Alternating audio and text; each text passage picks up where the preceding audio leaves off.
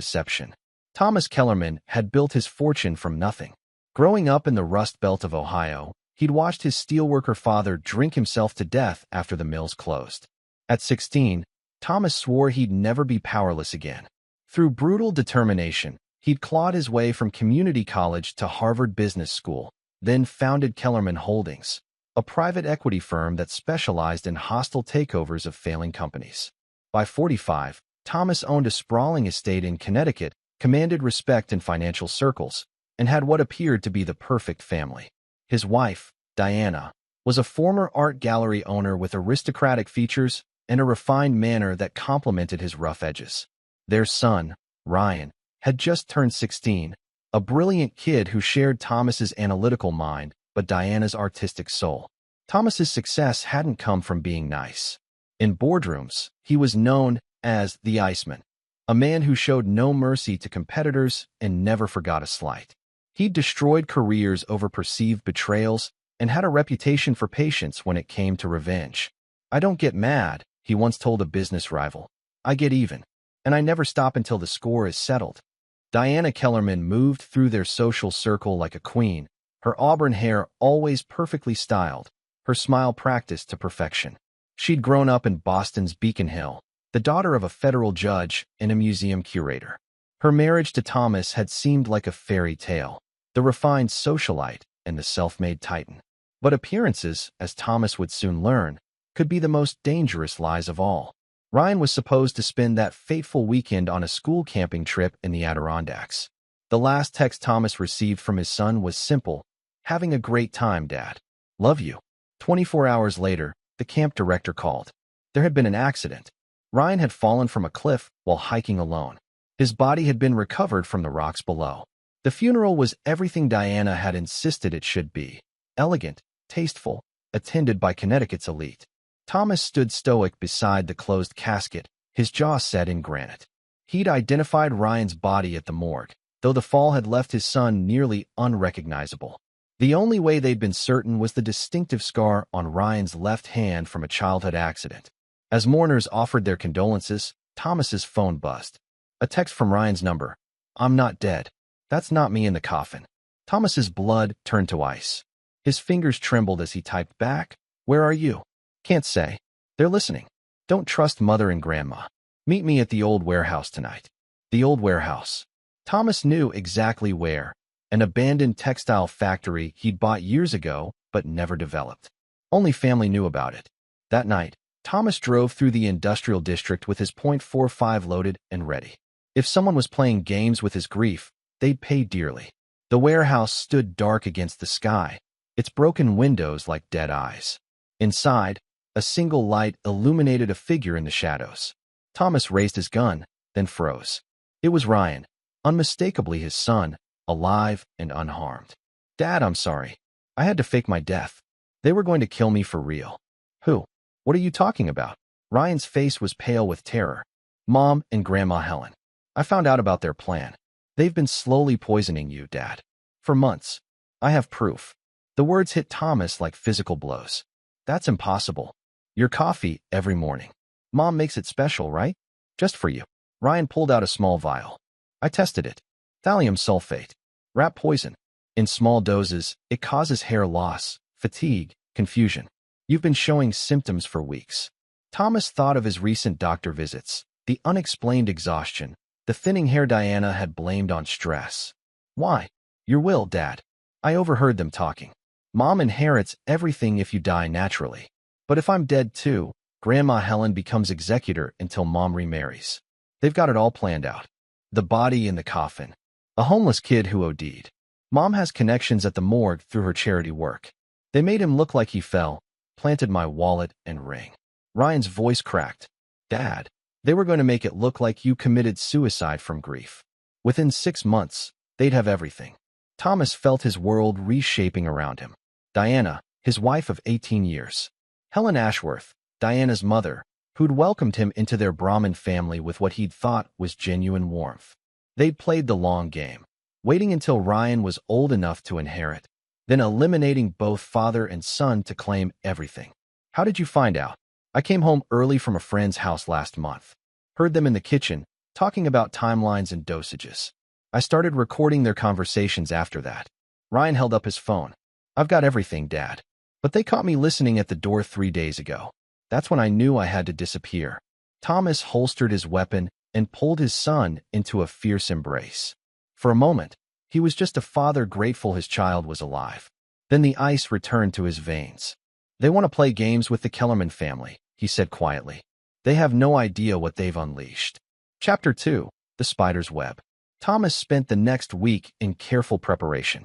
To the outside world, he was a grieving father struggling with loss. He let Diana comfort him, accepted her special coffee with grateful smiles, even as his skin crawled knowing what was in it. He'd switched cups when she wasn't looking, pouring the poisoned brew into plants that quickly began to wither. Ryan remained hidden in a safe house Thomas owned under a shell company. His son had done more than just survive. He'd been busy. The boy had inherited Thomas's strategic mind and had spent his time in hiding gathering intelligence. Mom's been meeting someone, Ryan reported during their secret rendezvous. A man named Caleb Morrison. He's been coming to the house when you're at work. Thomas ran the name through his private investigator networks. Caleb Morrison, 38, Diana's former business partner from her gallery days. More importantly, her former lover from before she'd married Thomas. They'd had an affair that lasted 3 years, ending only when Thomas had entered the picture with his millions. They're not just after your money, Dad, Ryan continued. They want their old life back. Morrison's been broke since his art business failed. He needs capital to start over, and Mom never got over him. The pieces fell into place. Diana hadn't just married Thomas for security. She'd married him as a bank account for her and Morrison's future. The slow poisoning wasn't just murder. It was the final step in an 18-year con. Thomas began laying his trap. First, he visited his attorney and made subtle changes to his will, creating ironclad protections that would prevent Diana from inheriting if there was any suspicion of foul play. He also set up a trust for Ryan that couldn't be touched by anyone else. Next, he installed hidden cameras throughout the house. Within days, he had footage of Diana and Morrison together. Intimate moments that would destroy her reputation in divorce court, but more importantly for Thomas's purposes, detailed conversations about their plans. The old fool is getting weaker, Diana purred as Morrison's hands roamed her body in Thomas's marital bed. Another month and his heart should give out. The doctor will blame it on stress from Ryan's death. And if he doesn't die naturally? Morrison asked. Then we help him along. A man grieving his son, drinking too much, taking too many pills. Accidents happen. Thomas watched the footage with ice in his veins. They'd not only betrayed him, they'd orchestrated his son's fake death as psychological torture to weaken him further. Diana's tears at the funeral, her gentle comfort in his grief, it had all been performance art. But Thomas wasn't done gathering intelligence. Through his security contacts, he learned that Helen Ashworth had her own dark secrets.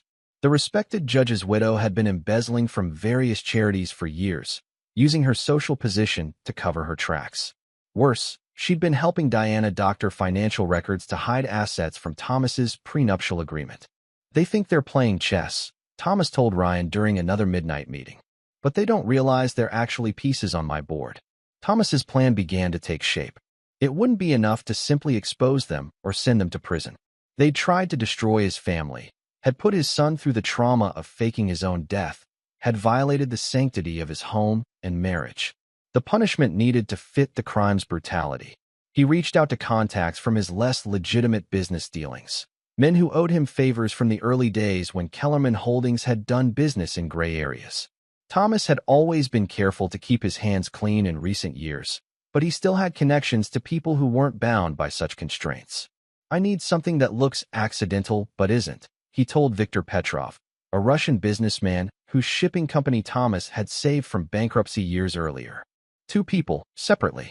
Different methods. Complete discretion. Viktor smiled coldly. For you, Thomas, anything. But why not handle this personally? You have the skills.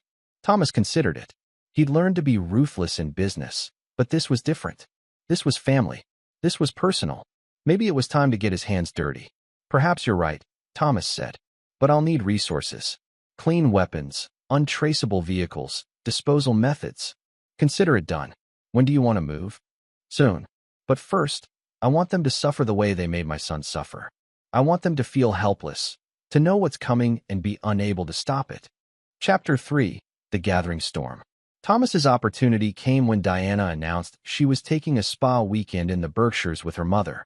I need time to process my grief, she said, placing a gentle hand on his shoulder.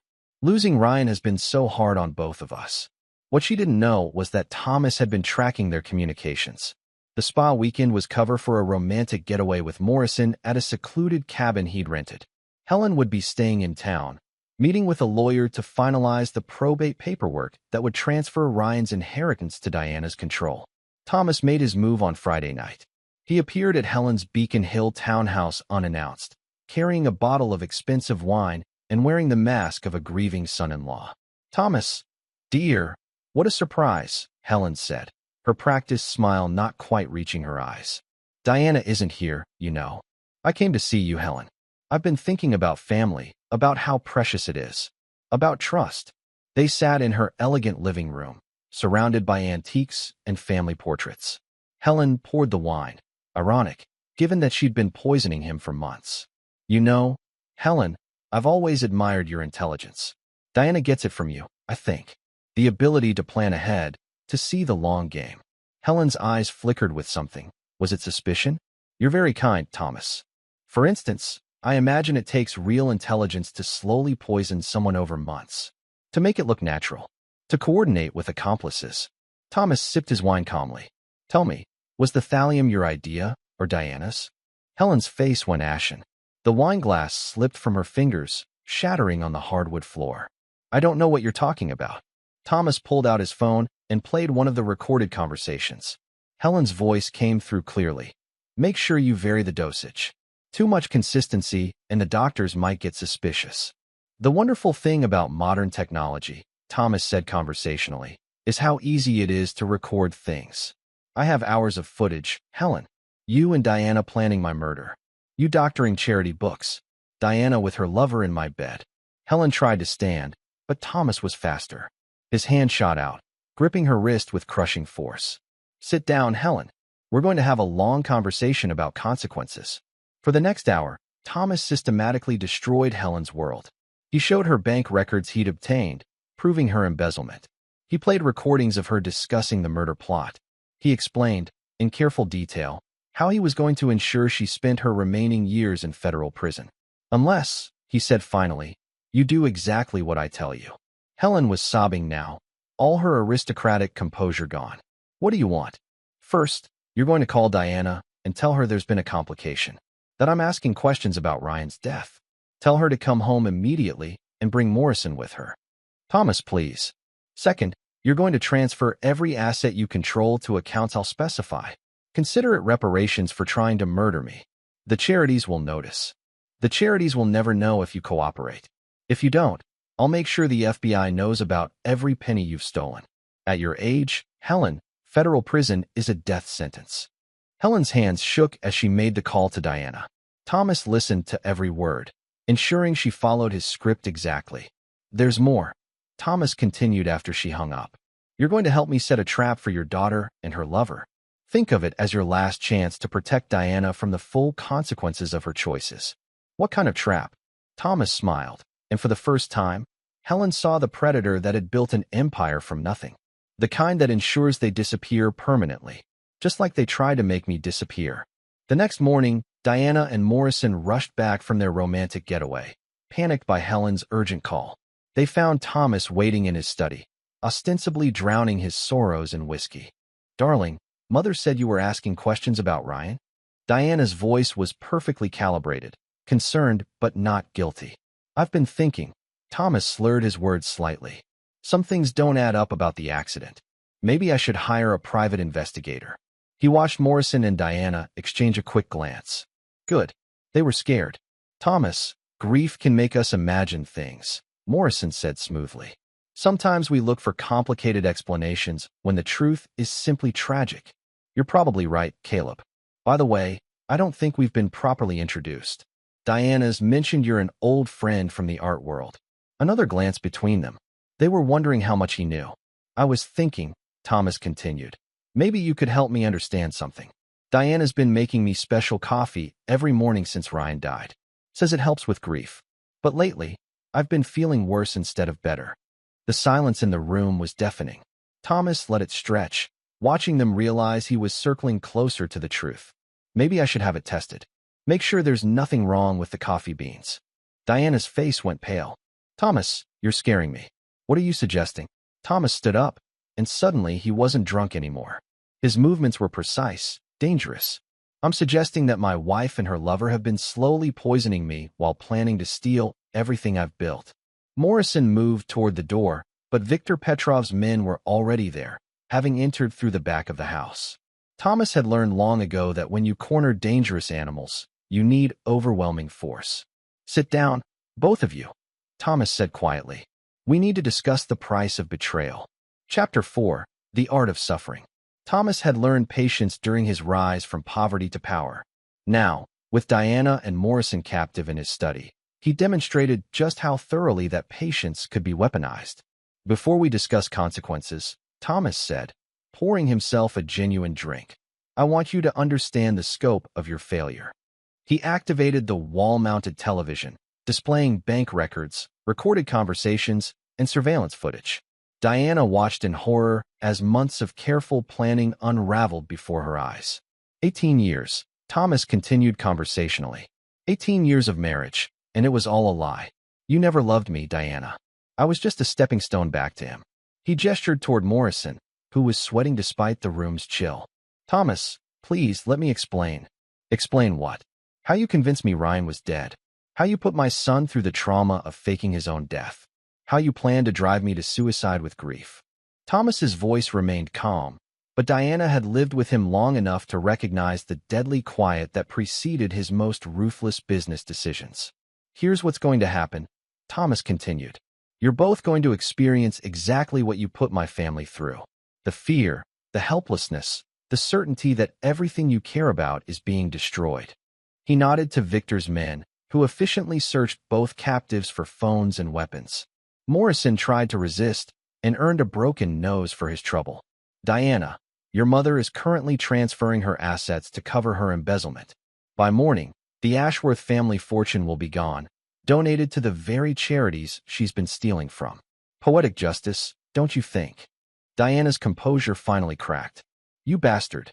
That money has been in my family for generations. And now it's helping people instead of funding murder plots. As for you, Caleb, Thomas turned to Morrison. I've had some friends in the art world spread interesting rumors about your business practices. Something about selling forgeries to elderly collectors. Your reputation is finished. Morrison's face went gray. Those are lies. Does it matter? In your world, reputation is everything. By next week, no one will take your calls. Thomas was just getting started. Over the next several hours, he systematically dismantled every aspect of their lives. Diana's social standing evaporated as evidence of her affairs circulated among Connecticut's elite. Morrison's business contacts received detailed reports of his participation in insurance fraud. Their bank accounts were frozen pending investigation of suspicious activities. You see, Thomas explained as they watched their worlds burn, I learned something important building my empire. Destruction is an art form. Anyone can kill someone in anger. But to truly defeat your enemies, you must first take away everything that gives their life meaning. As the sun set, Thomas moved to the next phase. Viktor's men escorted Diana and Morrison to separate vehicles. They were driven to different locations, abandoned properties Thomas owned through shell companies, places where screams wouldn't be heard. Diana found herself in the basement of a defunct factory, chained to a pipe in a room that reeked of rust and despair. Morrison was taken to an old warehouse, secured in a soundproof storage room. Both locations were equipped with cameras, allowing Thomas to observe their psychological deterioration. I want them to understand helplessness, Thomas told Viktor. Keep them alive, but make sure they know death would be a mercy. For the next week, Thomas followed his normal routine during the day, attending business meetings, maintaining his public facade as a grieving father. But each evening, he visited his captives to document their degradation. Diana, once pristine and controlled, became a broken woman who begged for water and pleaded for mercy. Morrison, who had traded on his charm and sophistication, was reduced to sobbing promises of restitution. Thomas recorded every moment, building a comprehensive record of their suffering. "Please," Diana whispered during one visit, her voice hoarse from screaming. "I'll do anything. I'll confess everything. Just let me go." "Confess to whom?" Thomas asked mildly. "The police? They think you're on a spa retreat with your mother." "Speaking of whom, Helen had a heart attack yesterday. The stress of losing her fortune, I imagine. She's in intensive care." The lie crushed Diana's remaining spirit. Thomas had orchestrated Helen's fate differently. The old woman was very much alive, simply imprisoned in a private facility under medical supervision. But Diana didn't need to know that yet. Morrison's breaking point came when Thomas showed him footage of Diana's confession tapes, videos where she blamed everything on Morrison's manipulation and her own weakness. "She's trying to save herself by destroying you," Thomas observed. "Even now, faced with consequences, she chooses betrayal. Some people never learn." "What do you want from us?" Morrison gasped. Thomas smiled coldly. "I want you to disappear. Completely. Just like you tried to make me disappear." Chapter 5. The Price of Betrayal. Thomas's plan for Morrison and Diana's final punishment was elegant in its brutality. He'd studied their psychological profiles during their captivity, identifying what each feared most. For Diana, it was losing her identity and social status. For Morrison, it was professional humiliation and physical pain.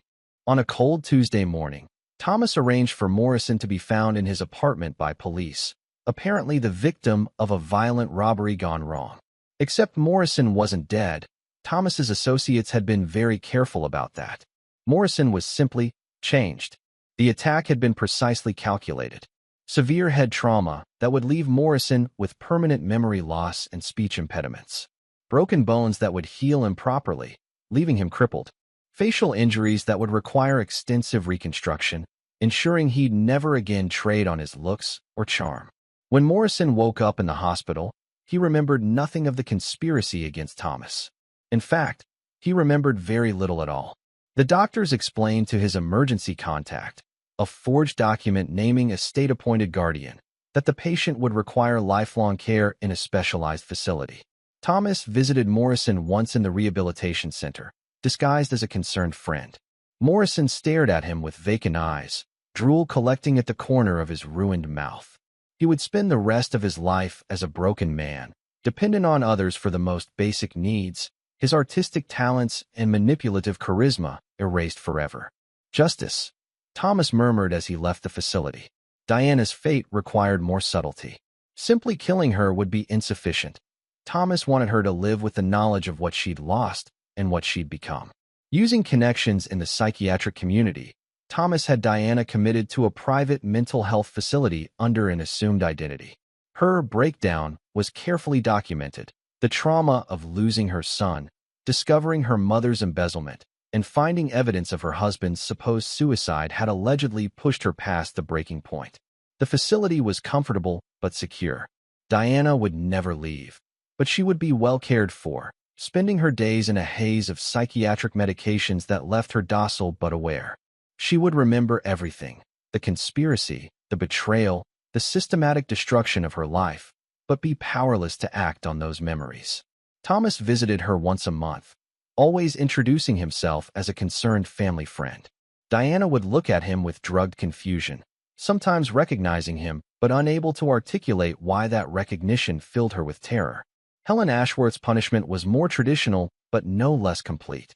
Thomas had orchestrated her financial ruin so thoroughly that she'd lost everything. The Beacon Hill townhouse, the family trust, even her late husband's judicial pension. The embezzlement charges Thomas had manufactured were ironclad, backed by forensic evidence his people had meticulously planted.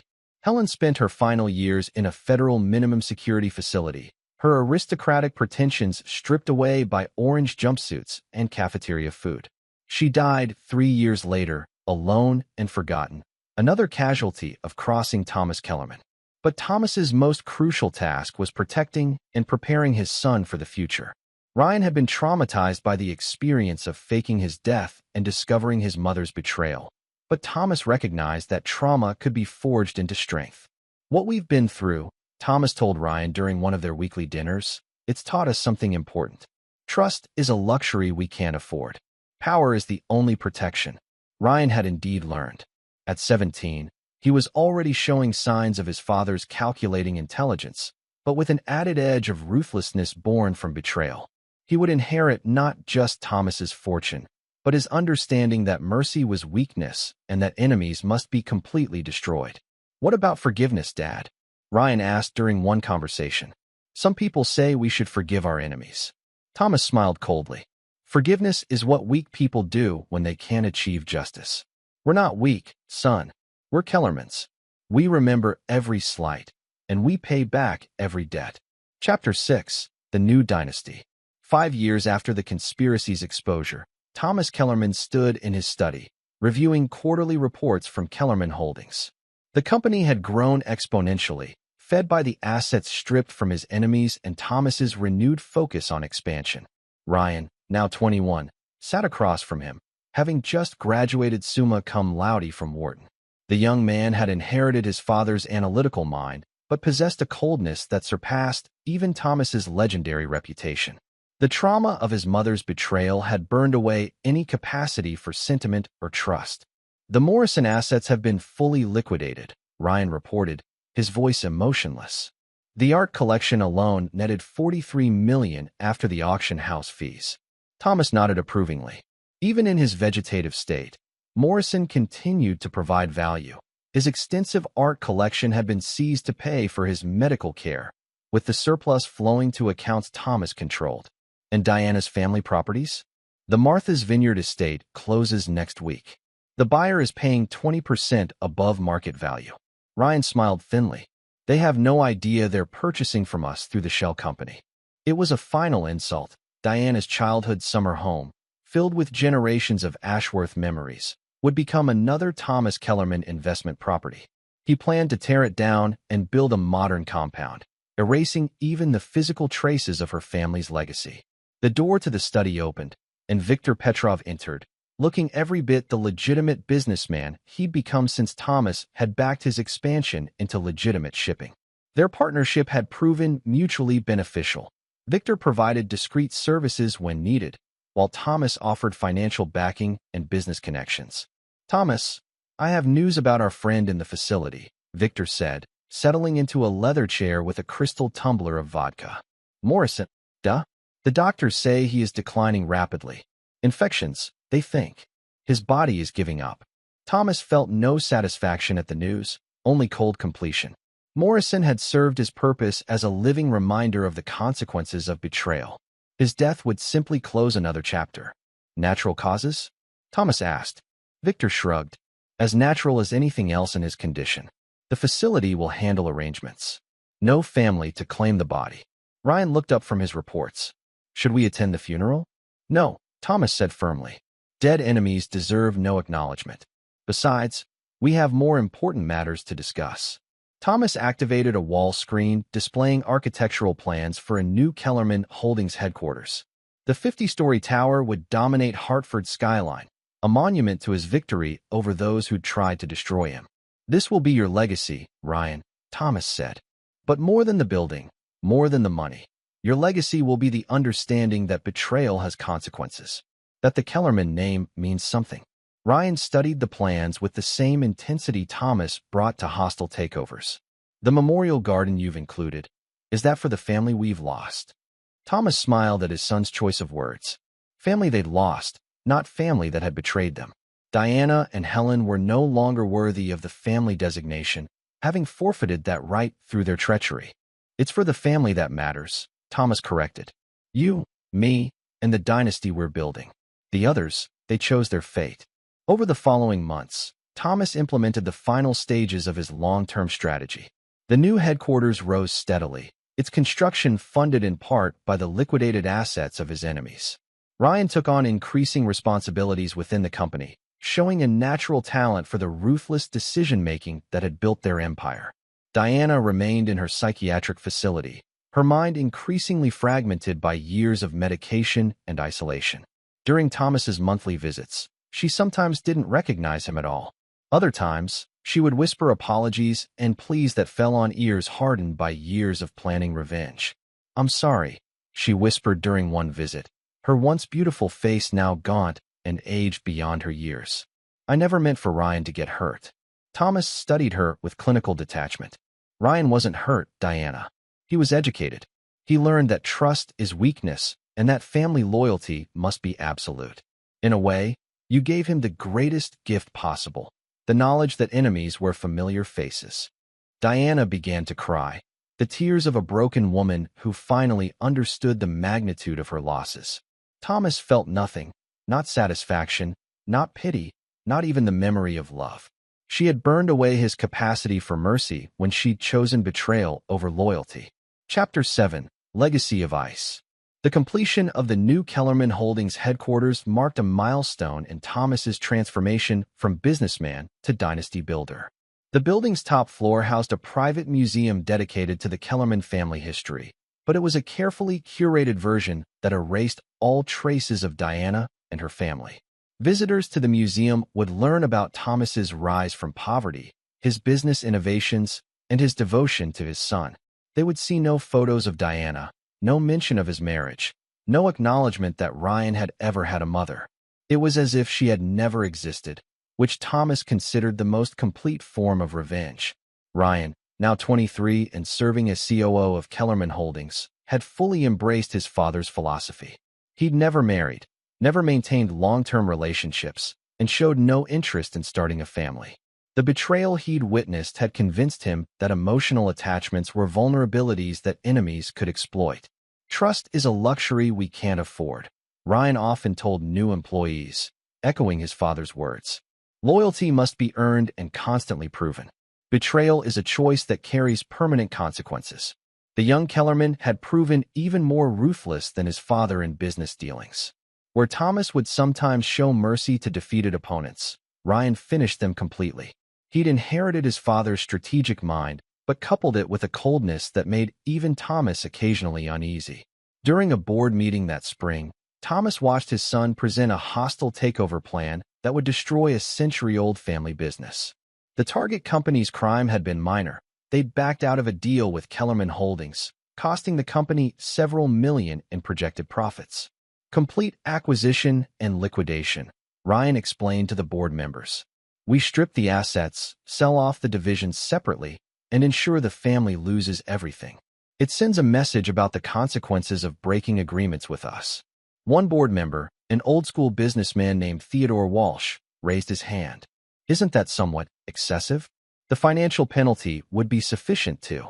Ryan's stare silenced the man mid-sentence. Mr. Walsh, are you suggesting we show mercy to someone who betrayed our trust? The temperature in the room seemed to drop. Thomas watched with approval as his son demonstrated the Kellerman approach to business. There could be no half measures, no incomplete victories. I'm simply suggesting that total destruction might generate negative publicity, Walsh continued weakly.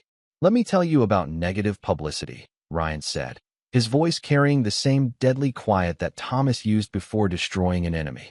Negative publicity is when people think they can break deals with Kellerman Holdings without consequences, when our name becomes associated with weakness instead of strength.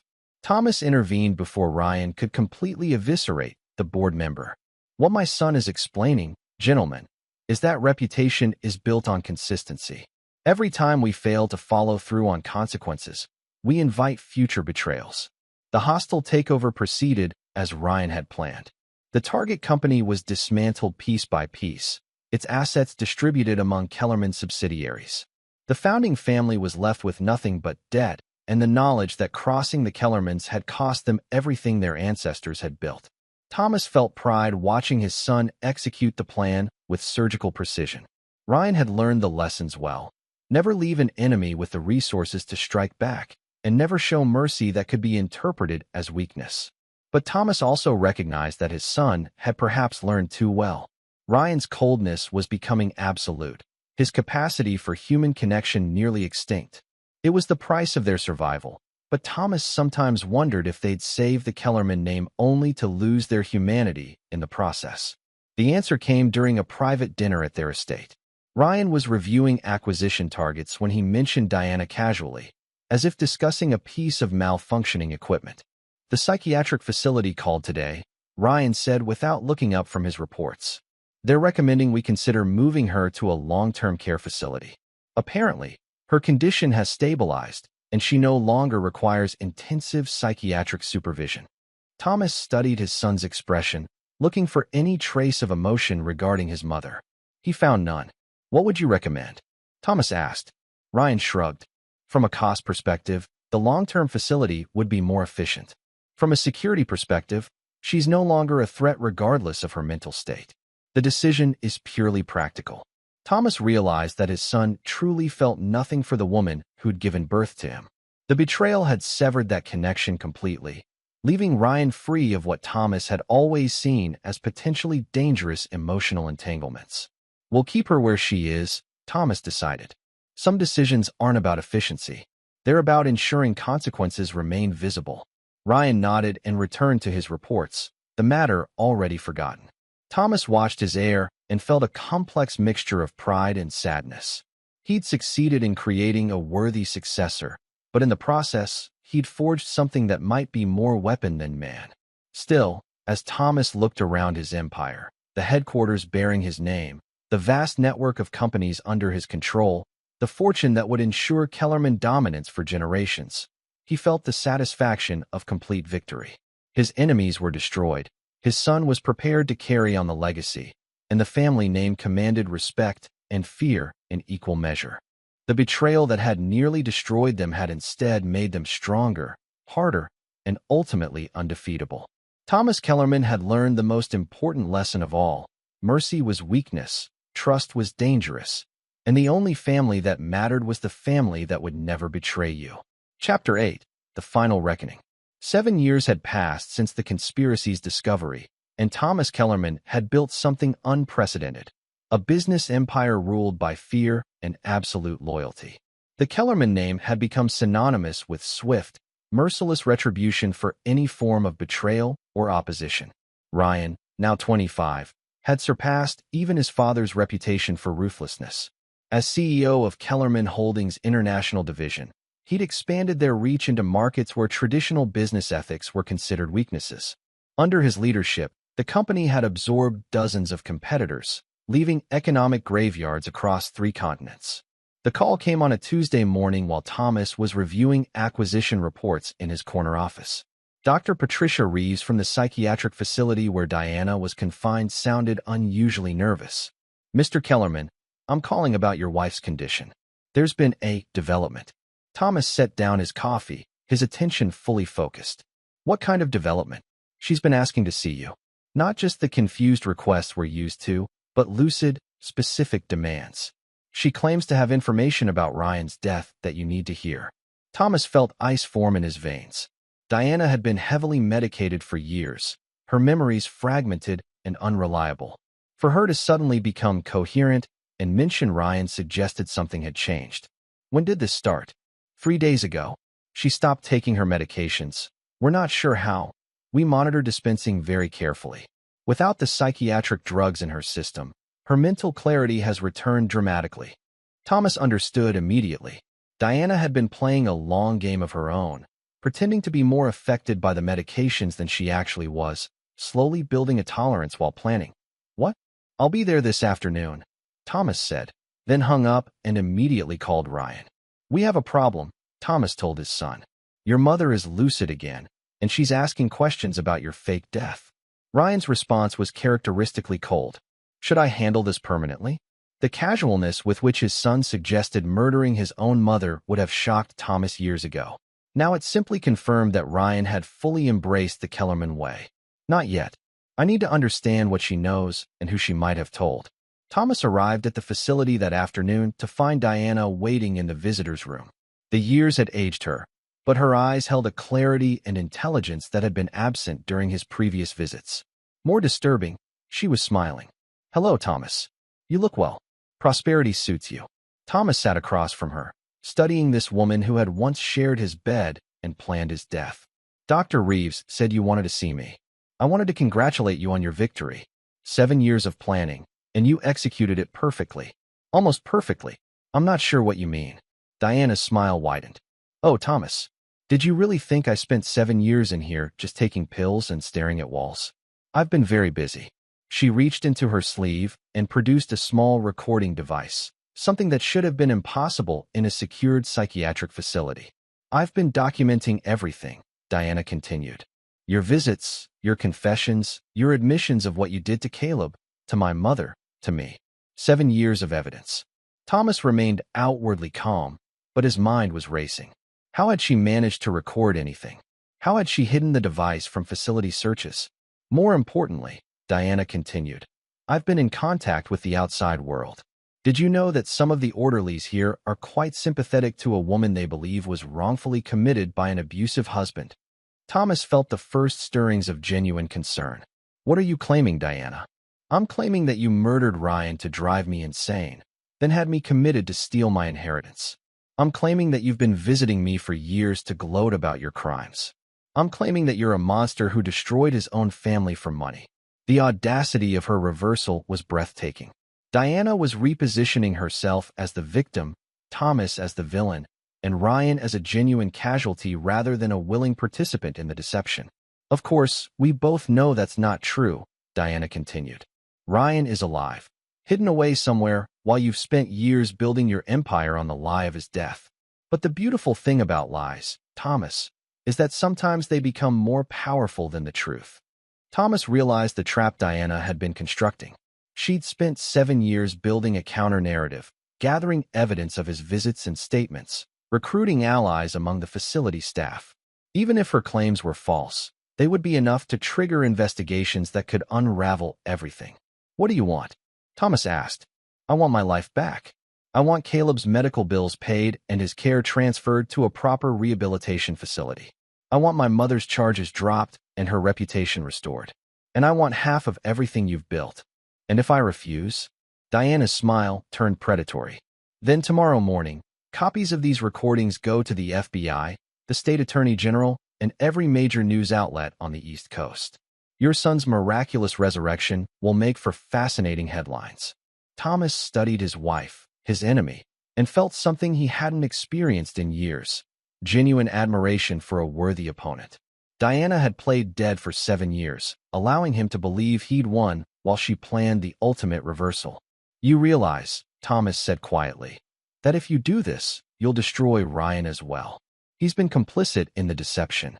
His future will be ruined. Ryan made his choice when he chose you over me, Diana replied. Let him face the consequences of his loyalty. Thomas stood to leave, his mind already working through contingencies.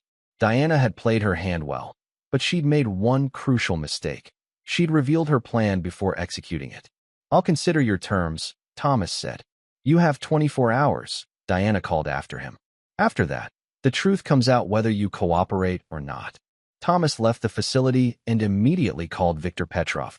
Some problems required solutions that existed outside the boundaries of law and civilization. Chapter 9, Blood and Ice. Thomas returned to his estate to find Ryan waiting in the study, having already mobilized their security resources. The young man's expression was colder than Thomas had ever seen it, and that was saying something. I've been monitoring communications from the facility, Ryan reported. Mother has been in contact with at least 3 journalists and 2 FBI agents over the past month. She's been more active than we realized. Thomas poured himself a whiskey and considered their options.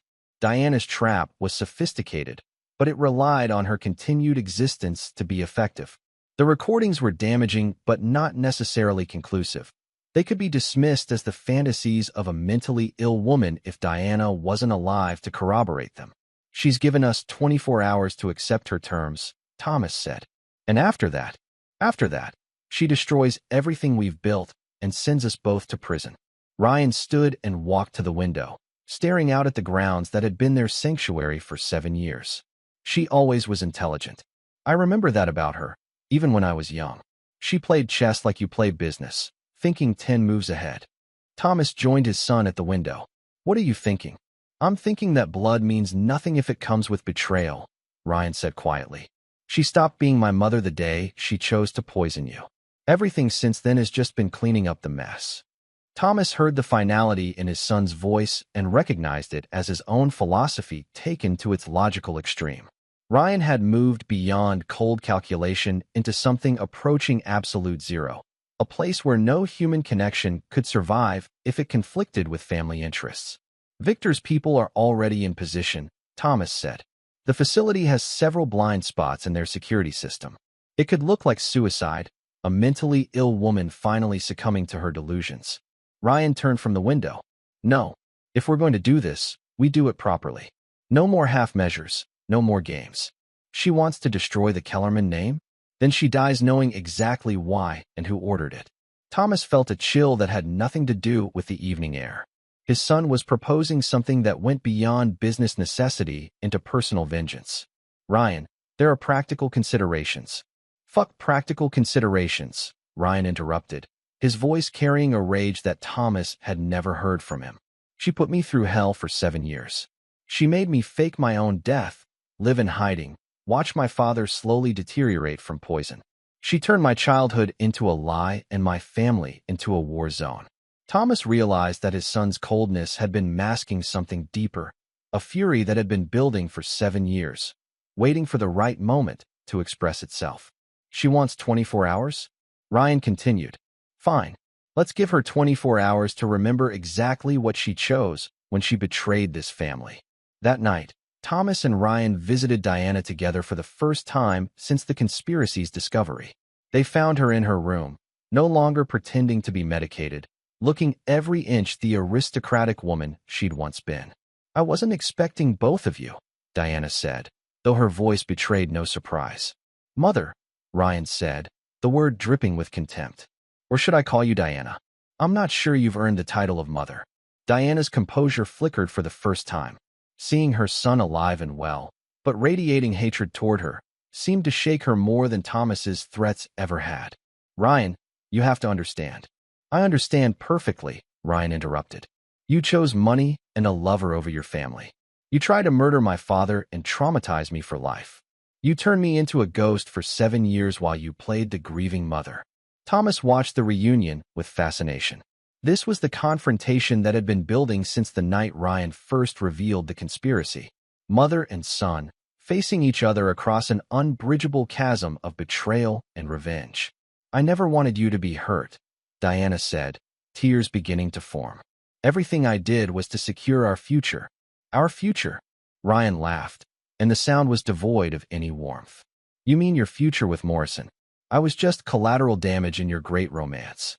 Diana reached toward her son, but Ryan stepped back as if her touch would contaminate him. You want to know what you accomplished, mother? Ryan continued. You created this. He gestured to himself and Thomas. You turned us into something harder and colder than you ever imagined. You taught us that family loyalty is conditional and that betrayal has to be punished completely. Thomas saw Diana finally understand the magnitude of what she'd created. Her son wasn't just angry.